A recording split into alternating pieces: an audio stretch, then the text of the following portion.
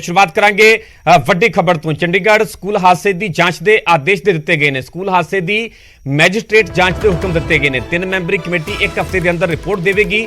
जांच कमेटी के विच SDM ते रेंज फॉरेस्ट अफसर भी शामिल किए गए हैं। बागबानी विभाग के एग्जीक्यूटिव इंजीनियर भी इस 3 मैंबरी कमेटी के शामिल किए गए हैं। इस पूरे हादसे की जांच की जाएगी। स्कूल हादसे की मैजिस्ट्रेट जांच के दरअसल हुक्म दिते गए हैं क्योंकि चंडीगढ़ के खनिजी स्कूल के नामी स्कूल के अज दर्दनाक हादसा वापरिया।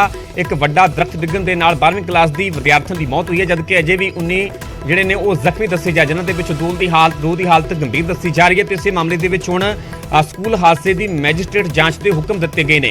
3 ਮੈਂਬਰੀ ਕਮੇਟੀ ਇੱਕ ਹਫ਼ਤੇ ਦੇ ਅੰਦਰ ਇਹ ਪੂਰੀ ਰਿਪੋਰਟ ਦੇਵੇਗੀ। ਜਾਂਚ ਕਮੇਟੀ ਦੇ ਵਿੱਚ SDM ਤੇ ਰੇਂਜ ਫੋਰੈਸਟ ਅਫਸਰ ਵੀ ਨੇ।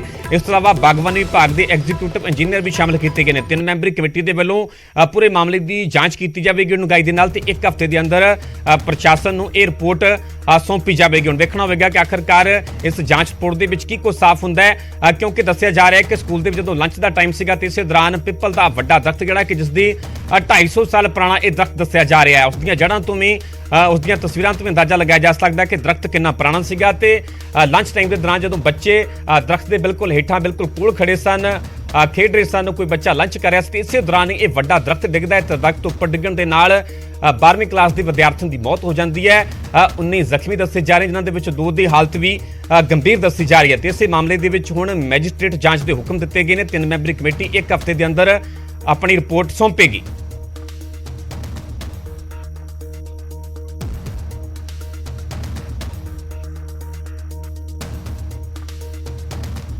इस खबर से होर ज्यादा जानकारी लिए चंडीगढ़ तो सीधे साडे सहयोगी जुड़ चुके हैं उमेश शर्मा, उन्होंने रुख करते हैं। उमेश, मैजिस्ट्रेट जांच के हुक्म दे दिते गए हैं, 3 मैंबर उसके शामिल किए गए हैं। होर की कोई जानकारी है जांच रिपोर्ट की गल की जाए, जां जिहड़े जख्मी दसे जा रहे हैं उन्हों की हालत फिलहाल किस तरह की दसी जा रही है? देखो, बिल्कुल जांच तो पहले ही जो होम सैकटरी के DC पहुंचे से उसी टाइम कहता सी जांच होएगी और होनी भी चाहिए है। लेकिन जो PGI की गल करिए, एक अटेंडेंट शीला वो ICU च है, एक होर स्टूडेंट जी पहला इत्थे लियाई गई सी शीला, तो एक स्टूडेंट होर पहला इत्थे आई गई सी, उसका इलाज चल रहा है। हुणे 10 मिनट पहला सेजल एक होर स्टूडेंट है, उन्होंने PGI च एडमिट किया गया। हालांकि उसकी हालत सेजल की स्टेबल दसी जा रही है, लेकिन PGI जेरे इलाज है, यानी कि 2 स्टूडेंट तो एक अटेंडेंट इत्थे जेरे इलाज ने। जिद्दां मैं गल किया, बस अटेंडेंट शीला नूं हैड इंजरी है, उन्होंने ICU च शिफ्ट किया गया। इस तो इलावा एक होर स्टूडेंट है, उन्होंने इलाज इत्थे चल रहा है। लेकिन 10 मिनट पहले एक होर स्टूडेंट है, यानी कि 2 स्टूडेंट तो एक अटेंडेंट, मैं फिर क्लीयर करदा, 2 स्टूडेंट तो एक अटेंडेंट फिलहाल PGI के ट्रॉमा सेंटर में जेरे इलाज ने।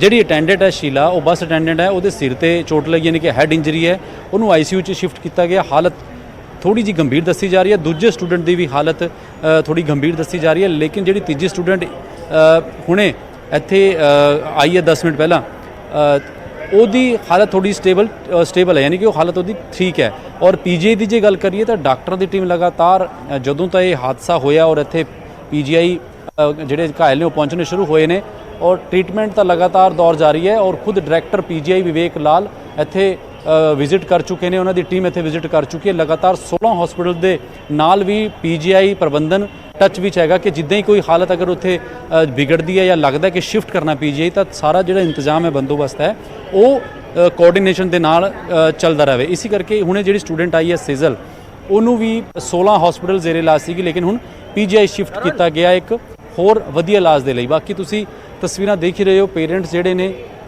और जानकार इत्थे मौजूद ने, क्योंकि घटना बहुत वड्डी है। एक हरीक्षा जिहड़ी बच्ची सी 15 साल की, ओहदी डैथ हो गई है, क्योंकि वो उत्थे ही घटना स्थल ते डैथ हो गई थी, पेड़ गिरिया और नाल दे नाल रिक्शा जिहड़ी सीगी वो इस दुनिया विच नहीं रही। और जिद्दां मैं पहलां जिक्र किया कि एक बड़े सपने होंदे ने कि बच्चों के कि आपे बड़ा होकर की बनना, उदां ही पेरेंट्स के भी एक सपना अज किते ना किते उस टहने के थले आके टुटिया है। और मैं उस टाइम भी ये जिक्र किया सी परमिंदर कि ये जांच इस करके भी होएगी क्योंकि इदां दे हैरीटेज पेड़ चंडीगढ़ विच स्कूलों विच या कई सड़कों ते या कई जगह ते यूनिवर्सिटी की गल करिए या कई जगह हैगे ने, क्योंकि ये जिहड़ा टहना ये पेड़ है जिहड़ा इहदा एक बहुत वड्डा टहना अज डिग्या और 250 साल पुराना ये पेड़ है। और 5 साल पहला भी इदा ही एक छोटा हिस्सा डिग्या सीगा, जिद्दां कि उत्थे काउंसलर एरिया काउंसलर ने सानू जानकारी दी है। इस करके जांच होएगी और 2 दिनों के अंदर इस चंडीगढ़ के जिहड़े सारे स्कूल ने या कॉलेज ने उन्हां दे अंदर जिहड़े पेड़ ने बाउंड्री के नाल जुड़दे हुए पेड़ ने ਉਹਨਾਂ ਦੀ ਹਾਲਤ ਨੂੰ ਲੈ ਕੇ ਇੰਜੀਨੀਅਰਿੰਗ ਡਿਪਾਰਟਮੈਂਟ ਔਰ ਫੋਰੈਸਟ ਡਿਪਾਰਟਮੈਂਟ ਦੀ ਟੀਮਾਂ ਸਰਚ ਕਰਨਗੀਆਂ, ਸਰਵੇ ਕਰਨਗੀਆਂ।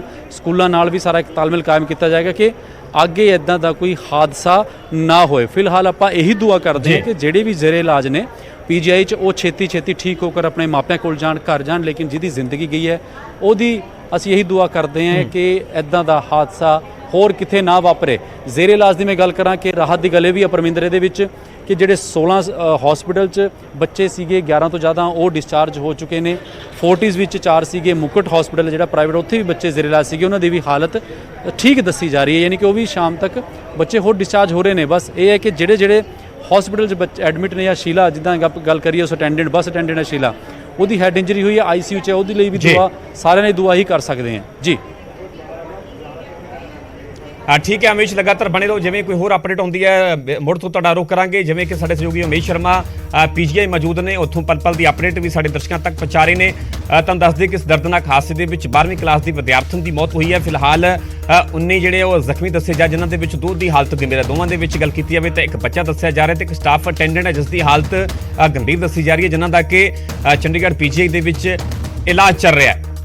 ਸਾਡੇ ਸਹਿਯੋਗੀ ਮਨੋਜ ਰਾਠੀ ਦੇ ਵੱਲੋਂ director of school education Chandigarh ਦੇ ਨਾਲ ਵਿਸਥਾਰ ਦੇ ਨਾਲ ਗੱਲਬਾਤ ਕੀਤੀ ਗਈ। ਇਸ ਪੂਰੇ ਹਾਦਸੇ ਨੂੰ ਲੈ ਕੇ ਤੁਹਾਨੂੰ ਗੱਲਬਾਤ ਸੁਣਾਉਂਦੇ ਹਾਂ। चंडीगढ़ कार्मल कॉन्वेंट में जो हादसा हुआ है, हालांकि पूरा प्रशासन जो है वो लगा हुआ है, रेस्क्यू टीम, चंडीगढ़ पुलिस लगातार इस पूरे मामले में है। चंडीगढ़ प्रशासन की तरफ से भी पूरा जो है इस पूरे केस को देखा जा रहा है। हमारे साथ डायरेक्टर स्कूल एजुकेशन है मिस्टर बराड़ जी, उनसे बातचीत करते हैं। वो खुद मौके पर पहुंचे हैं, पूरा जायजा जो है उन्होंने लिया है। सर, काफ़ी दर्दनाक हादसा है, बड़ा मंदभागी है। What more can you say than that? It's very unfortunate that such an incident has happened in Chandigarh or in any place. It is very unfortunate. I've been to the hospital. I've seen the children. They're doing well. They are under observations of the hospital. And now I've come to the school just to have a first-hand see what has really happened. Sir, ये जो चीज़ें हुई है, एक बच्चे की मौत हुई है, क्योंकि बता रहे हैं कि काफ़ी पहले से भी इंक्वायरी हो, ये कंप्लेंट दी गई है, क्योंकि हेरिटेज जो ट्रीज़ हैं वो काफ़ी पुराने हैं, इनकी कोई मेंटेनेंस वगैरह नहीं होती। We'll have to look into it.